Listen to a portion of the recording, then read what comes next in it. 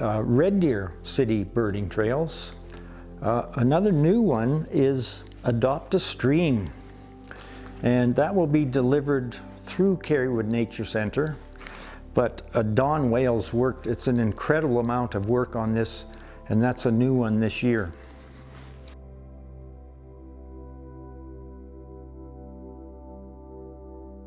I'm on the Gaetz Lakes Sanctuary Committee, so many issues come up. Roads, right now there's slumps in the sanctuary that they're working on. You know, as you get the rooftop effect around it, that changes the whole geography of it. The Gaetzes were very generous in, sharing it with the community. He died in 1939 and they left it to the province of Alberta.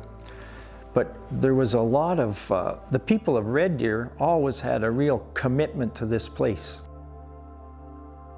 And I mean, during COVID, I'm not sure, but there was so many people out walking that had never been here. People from Sylvan Lake I'd meet, people from Denmark. There was a lot of people that used this place and discovered it.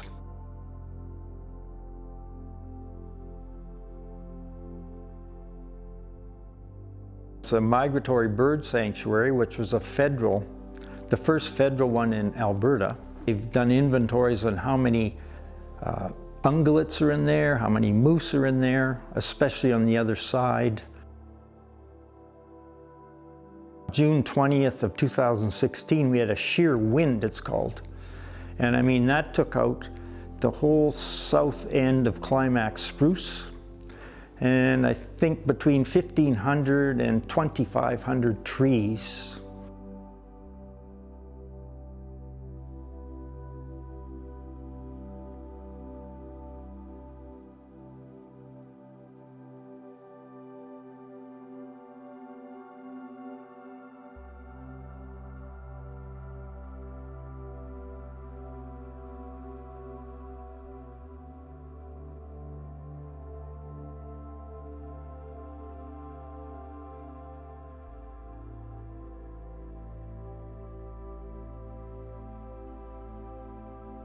Beautiful Gaetz Lake Sanctuary, the second lake on the east side.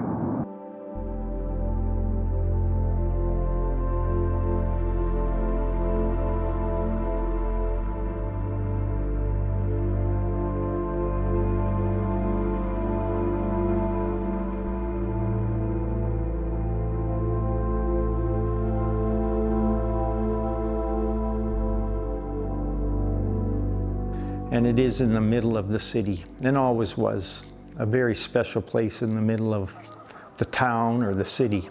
I certainly hope we work at attracting tourists here.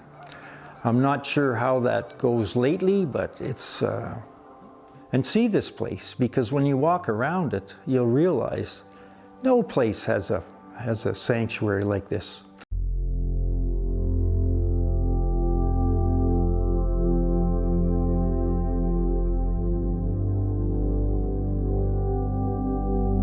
So we're at the Piper Creek Restoration Agriculture Project, and behind me is our watershed, our timber frame barn that was built in 2019 to replace the old decaying barn, and really trying to demonstrate with everything here on the site the connection between people and the natural world and the different ways we can do that, from annual gardening to perennial gardening to the native ecosystem. So we're trying to make sure that everything you see is connected to each other in as many ways as possible, and it shows people how they can set up their own properties in a similar fashion for long-term sustainability and environmental wellness.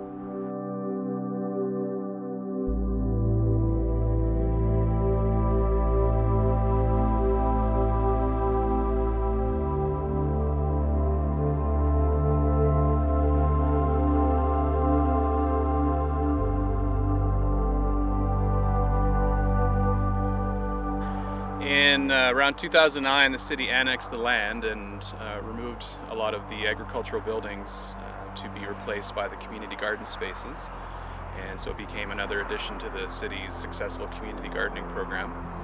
Originally it was all 10 acres in Garden Heights, and this is one of the more popular locations now after they decentralized that one big 10-acre parcel.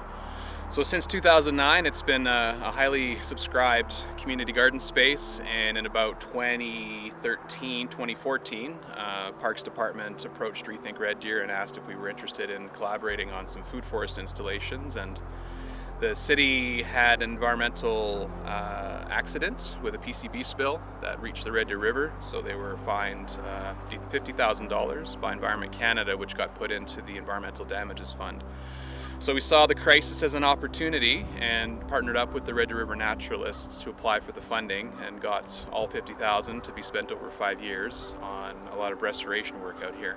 So we're using the topic of restoration agriculture, that we can actually continue to grow food and agricultural goods, but also repair and restore the landscape and amplify fertility as opposed to degrading it, which kind of is the trend now without the constant application of fossil fuel-based fertilizers, pesticides, and herbicides and such.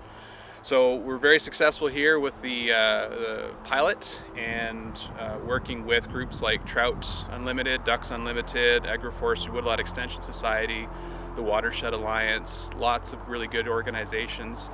Cows and Fish helped us a lot with assessing the baseline metrics for what we're starting with and what we reached at about a midpoint of our project, and then a final assessment.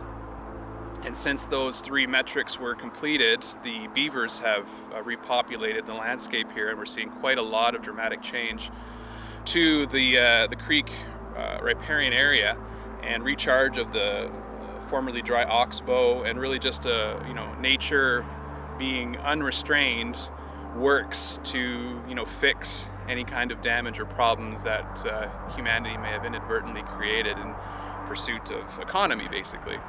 So we're really trying to demonstrate here the marriage of economy and ecology, and that people who live in urban areas don't have to be separated from nature. We can come to spaces like this, which are essentially peri-urban.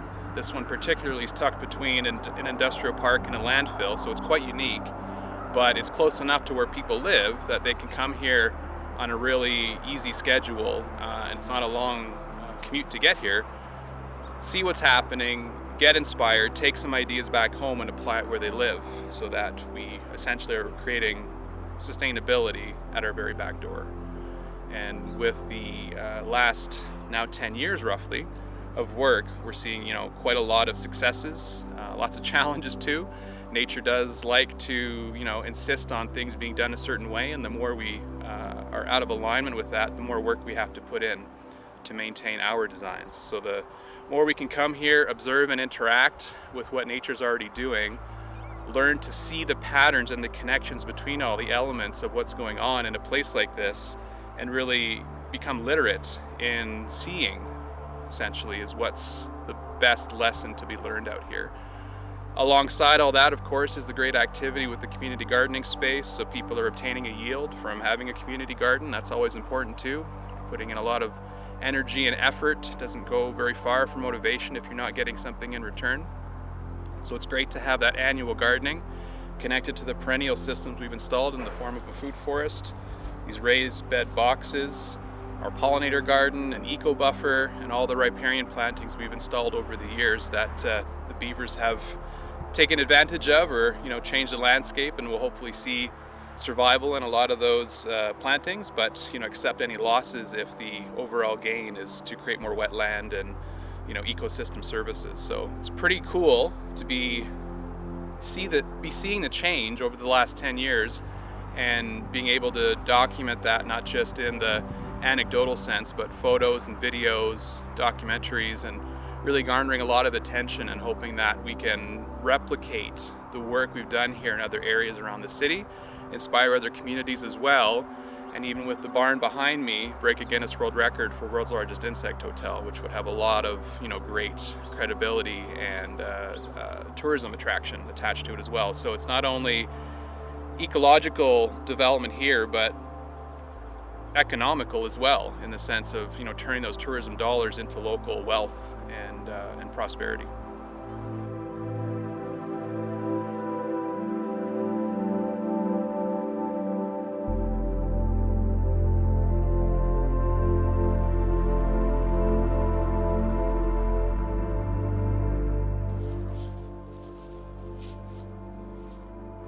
So right behind me we can see here the oxbow that is now recharged because the beavers have made their way all the way down the creek and reestablished a fairly large dam here.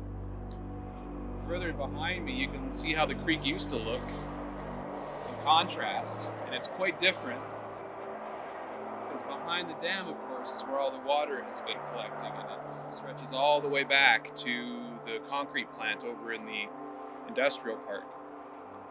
So because this landscape's been recharged, we've reestablished the wetland, and wetlands are known, these micro wetlands, far more efficient at addressing climate change or creating the conditions that lessen the impact of climate change. So the more that we can do this type of work, reestablish these micro wetlands, it puts us that much further ahead in mitigating a more dramatic change in our climate in the years ahead.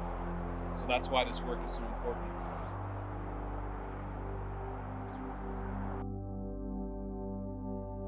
Gardeners need the assistance of pollinators, and the more that we create habitable environments for pollinators to exist and provide those free ecosystem services, the better the gardeners will likely do. So when we're talking about annual gardens, they require a whole lot of investment and energy. They expire in the change of season in the fall, and only the perennial systems come back without any additional input of human labor. So to help with the annual gardening, the ecosystem enhancements and reestablishment are creating those environments for the pollinators to multiply and exist and enter the annual gardens to assist the gardeners in those duties. So hopefully their harvests and yields are far greater than they would have without the creek being restored, without the amphibians and the web of life essentially acting in concert out here. So, just being out here to observe, just even for 15 minutes, is so valuable to see the birds gathering on the fence of the food forest, dropping manure, creating more fertile soil, seeing the wildlife, the waterfowl and the beaver, muskrats all engaging in their daily routines, the herons flying in. It's really, calming, soothing, inspiring at the same time, and just really great, recharges the soul and gives people the opportunity to see the connections while they're actually happening, as opposed to in a textbook somewhere or passively on a video on YouTube, for example.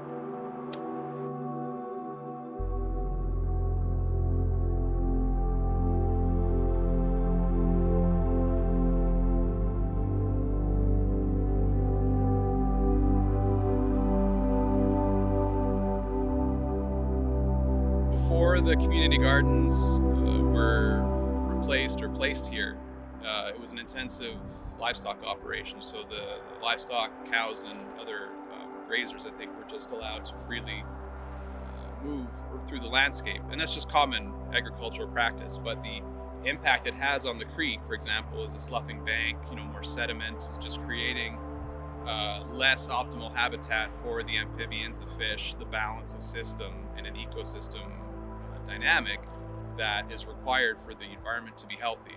So at the expense of agricultural productivity, the fish and the amphibians and the beavers and those types of critters had to relocate or find space where they were nurtured or where they had the opportunity to thrive and flourish.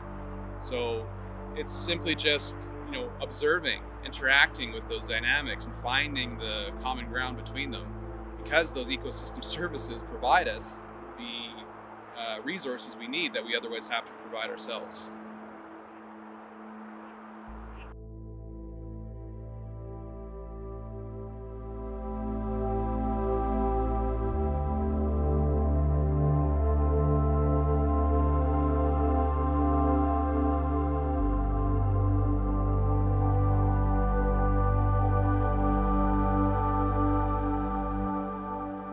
What we're learning is that in spite of us having mixed results and putting in the plants that we want to see growing and harvest from, there's still plenty out there that we haven't been introduced to yet or haven't secured yet that can replace the ones that are higher maintenance in the garden space right now and would allow nature to basically take care of it in those times that we don't necessarily have the labor to maintain or upkeep.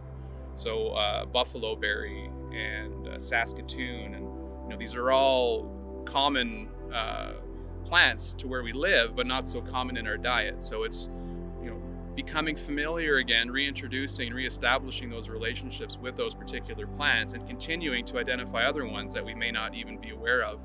And in that cultivation and development of our ability to see what's happening on the landscape, we can even start to cultivate varieties towards the human menu as opposed to just nature's menu. So I think that's a big one that we're learning for the food forest, is replacing or evolving the growing area with those plants that already are aligned with nature's patterns and nature's models. So it's a really great teaching tool, learning experience, and opportunity to further engage and have conversation with our Indigenous communities, because historically they've got it all figured out. It just hasn't been practiced because we have all the new economy type models and business practices in place that likewise take a lot of upkeep and investment to make sustainable. So the future of the food forest could look quite different, or much more like the surrounding landscape, as opposed to a fenced off, do not enter kind of area, which I would say maybe currently is, but opens up the opportunity for relationships and engagements and workshops that keep this place attractive and interesting for people to come and visit. Because if we keep running the same workshops over and over again, well, people know that stuff already, and we need to keep things changing, developing, evolving, much like nature does. There's no static state here with this environment. There's a deer behind me down in the landscape right now, which I've just noticed. So there's great change, more wildlife coming, being part of the site here, more inviting, more spaces for them to be and exist in. And yeah, it's really nice to see.